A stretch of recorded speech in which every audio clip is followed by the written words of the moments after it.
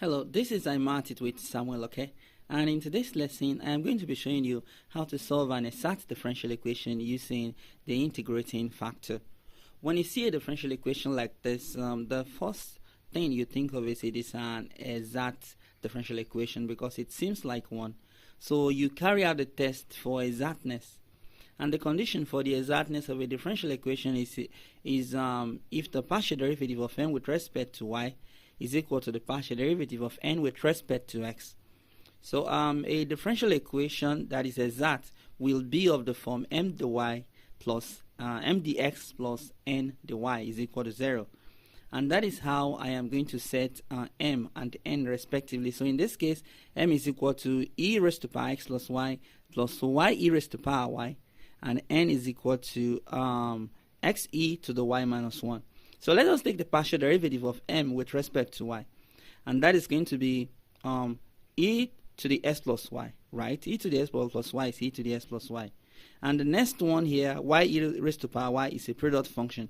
So I leave y alone and take the derivative of e raised to power y. Then I take the derivative of y and leave e raised to power y alone. So I obtain this. Next, what is the partial derivative of n with respect to x? So, of course, that is going to be e raised to power y. Mind you, we are taking partial derivative, right? So, look at these two. So, compare the partial derivatives. You see they are not equal. So, the test failed. Now, what we do next is, of course, there is going to be a function that can be introduced into this differential equation to make it exact. And that differential equation is what we call the integrating factor. Now, the integrating factor can be a function of x, can be a function of y, and even a function of x, comma y. Now, all of these functions exist that can be used as the integrating factor for this function. So now some of them can be difficult to obtain, okay? So, but let us assume it's a function of x. So I'm introducing the function of x into the equation by multiplying both sides of the differential equation by f of x, okay? And when I do that, this is what I will have. Now what happens is, as I attempt to find this function of x, if I find it difficult, if it proves difficult, then what I'm going to do is I will go on and find the function of y. So in this case now, m and n has changed, right? So let us find the partial derivative of m with respect to n, and let's equate that to partial derivative of n with respect to y, to x rather. Now what we are doing now is we are not trying to test for exactness.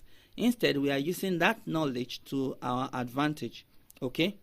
So for the partial derivative of m with respect to y, in that case, s is going to be a constant. So we just put down f of x, okay, because it's a constant now. Now, e raised to power s plus y, the derivative is e raised to power s plus y. And for y e raised to power y, that's a product function, right?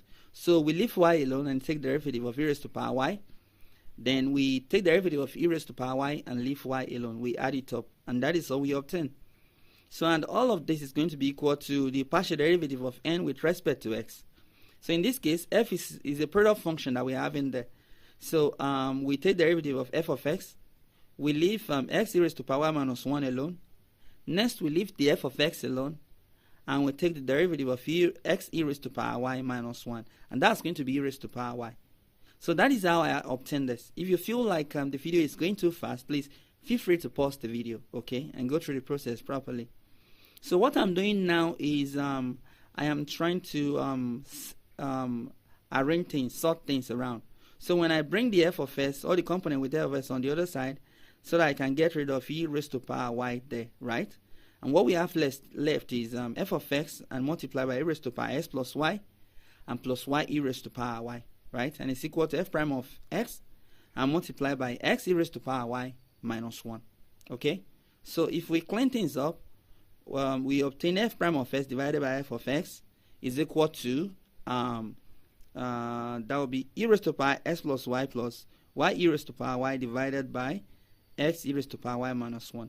So I hope you understand how I obtained this. So I multiplied both sides by 1 all over f of x and multiplied by x e raised to power y minus 1.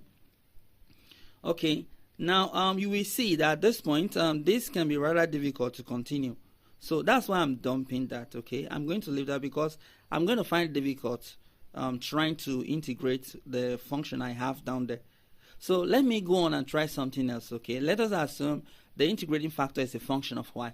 So what I'm doing now is I'm introducing function of y into a differential equation again, so that I can start this thing all over.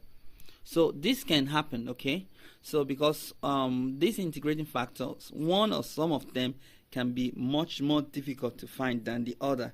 And if you cannot solve your problem, then go solve another easier one. So this will so now we want to take the partial derivative of n with respect to y again and equate it with partial derivative of n with respect to s. Like I said, we are not testing for exactness, but rather we wanted to find the function of y in this case, right? So that we can introduce it back into the differential equation. Okay, so since we are differentiating with respect to y partially, so f of y will take the derivative, then we leave e raised to power x plus y and plus y e raised to power y alone. So we obtain that, and next we leave f of y alone, then we take the derivative of everything we have inside that bracket, which is e raised to power x plus y and plus y e raised to power y, and this is what we obtain. So please, I hope you understand that, because this lesson is not actually about partial derivative. Please look out for a lesson for that on this channel. So on the other side, I wanted to differentiate the function there partially with respect to s. So we have a function of y there, so that's a constant. So I have x e raised to power y to differentiate, and that's what I have. So the next thing I do is the components with f prime of y, I put them on one side, and the components with f of y, I put all of them on one side, okay? And that is how I obtain this. Now when all these containing function of y come on the other side, they become negative. So then I factor function of y out of it, and that is why I have this, and all of those components there are negative. You can see that. So we have f prime of y into bracket e raised to power s plus y e raised to power y equals f of y into negative e raised to power s plus y and minus y e raised to power y. So the next thing I will do again now is I will sort things around. So by multiplying both sides by 1 all over f of y and multiplied by negative e raised to power s plus y e raised to power y. Okay, and I have f prime of y divided by f of y is equal to negative e raised to power s plus y minus y e raised to power y divided by e raised to power s plus y and plus y e raised to power y. So you can see up there we can what I did here is I multiply both sides by 1 divided by f of y and multiplied by e raised to power s plus y and plus y e raised to power y. So that is how I obtained that. So the next thing I need to do here is I think I should factor the negative 1 of the numerator here, right? So, and that will cancel out. So what we have left will be f prime of y divided by f of y is equal to negative 1. So what will you do at this point? You integrate both sides with respect to y, right? And that's what I'm doing. So what's the integral of f prime of y divided by f of y with respect to y? That's going to be ln of y, because the derivative of ln of y is going to be 1 over f of y, right? And multiplied by the derivative of f of y, which is what we have in that integral. And that's going to be the integral of negative 1. We bring out the constant, negative 1, and that will be y, right? So taking the exponent of both sides, so we get rid of this, and we have f of y is equal to exponential e raised to power negative y. So, and that's our integrating factor. So we just need to go on and put this back in the original differential equation. Then we can now solve the differential equation using the exact method. So we now have e raised to power y and multiplied by, as in bracket, e raised to power x plus y e raised to power y dx, and plus e raised to power negative y multiplied by x e raised to power y minus 1 dy is equal to 0. So let us open the bracket. So multiplying this exponential, we have e raised to power s plus y minus y, right? Applying indices, right? And here we have y e raised to power y minus y as well, right? And for the other bracket here, So this will become this will be e raised to x e raised to power y and minus y as well, and minus e raised to power negative y, the y, all equal 0. So let us simplify that completely. This will remain e raised to power x, because y minus y is 0, and plus this will remain y, right? Y minus 1 is 1, e raised to power 0 is equal to 1, so the x. And here this will remain x, right? And minus this will remain negative e raised to power negative y, the y. So this is the differential equation we have to solve now, and we are certain this is going to be a SAT. Okay, so we don't need to carry out test for exactness no more, so that we don't waste time on that. So we set the function u, which is the general solution for the differential equation, and it's going to be equal to the integral of m ds plus k. Okay, so we just need to evaluate this. We need to obtain this, and m is e raised to power x plus y, right? So we have the integral of e raised to power x plus y dx and plus k.